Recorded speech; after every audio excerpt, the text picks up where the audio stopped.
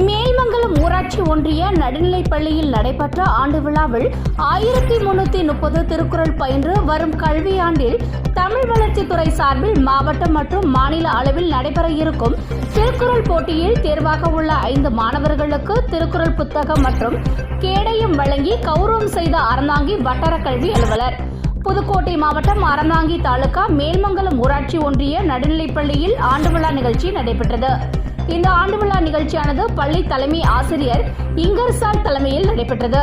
இந்த ஆண்டு விழா நிகழ்ச்சியில் சிறப்பு அழைப்பாளராக அறந்தாங்கி வட்டார கல்வி அலுவலர் நடராஜன் கலந்து கொண்டு இப்பள்ளியில் 1330 திருக்குறள் பயின்று வரும் கல்வி ஆண்டில் தமிழ் வளர்ச்சித்துறை சார்பில் மாவட்டம் மற்றும் மாநில அளவில் நடைபெற இருக்கும் திருக்குறள் போட்டியில் தேர்வாக உள்ள 5 மாணவர்களுக்கு திருக்குறள் புத்தகம் மற்றும் கேடயம் வழங்கி வாழ்த்துக்கள் தெரிவித்தார். இந்த நிகழ்ச்சியானது தனியார் பள்ளி மாணவர்களுக்கு இணையாக பள்ளி மாணவ மாணவிகள் தங்களது நடன திறமைகளை வெளிப்படுத்தினர்.